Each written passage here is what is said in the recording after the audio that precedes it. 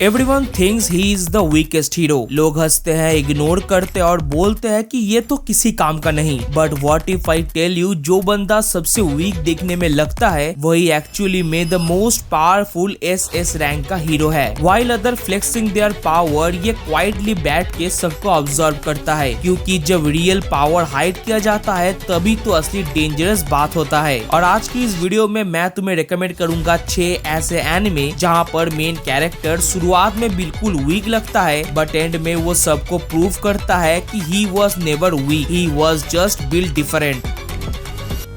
हर hero का power उसे special नहीं बनाता, बल्कि कभी कभी वही पावर उसे धीरे धीरे तोड़ भी देता है। राइनर एक टैलेंटेड मेज है, लेकिन उसके पास एक कर्स्ड एबिलिटी है। ये पावर उसे टोटली एक्स्ट्रा ऑर्डिनरी बना देता है, लेकिन हर बार इस पावर को एक्टिवेट करते ही वो अपने दिमाग का कंट्रोल पूरी तरीके से खो देता है। इस एनिमे में तुम लोगों को सिर्फ फैंटेसी एडवेंचर नहीं मिलेगा, बल्कि तुम्हें मिलेगा यहाँ पर वॉर पॉलिटिक्स, बिट्रेयल और एक हीरो जो मेंटल ब्रेकडाउन का शिकार है। ये स्टोरी हमें दिखाती है कि सबसे पावरफुल लोग अक्सर सबसे ज्यादा अकेला महसूस करते हैं।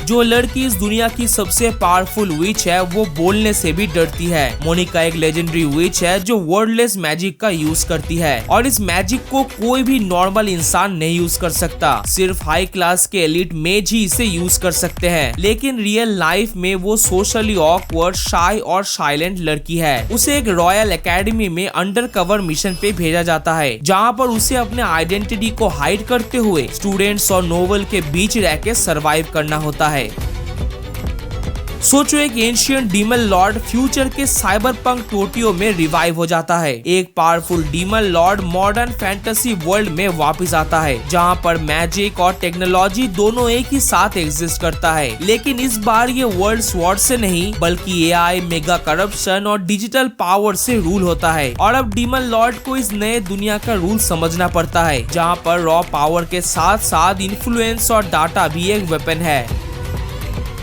जब एक नॉर्मल एडवेंचरर मारा जाता है और फिर एक स्केलेटन बनकर वो वापस रिवाइव होता है। रेंट एक लो रैंक का एडवेंचरर है जो एक डंजन में मारा जाता है, लेकिन वो रिवाइव होता है उसी डंजन के एक अनडेड क्रिएचर के रूप में। अपने हर एक इवोल्यूशन के साथ वो और भी ज्यादा पावरफुल बनता जाता है, लेकिन इस बार उसे अपने ह्यूमैनिटी को छुपाते हुए जीना पड़ता है। जब सभी लोग 15 साल की एज में हीरो बनना स्टार्ट कर देते हैं, तब एक बंदा 30 साल प्लस उम्र में बोलता है अब मेरी बारी है। असल में ये कहानी है रिक की, जो एक मिडिल एज आदमी है जो लेट एज में एडवेंचरर बनने का डिसाइड करता है। उसका ट्रेनर वर्ल्ड का सबसे स्ट्रॉन्गेस्ट फाइटर होता है। इसी वजह से रिक खुद को वीक समझता है, जबकि रियलिटी तो ये है कि वो ऑलरेडी ओवर पावर्ड है। ये एनिमे कॉमेडी के साथ एज बैरियर, सेल्फ कॉन्फिडेंस पे भी फोकस करता है।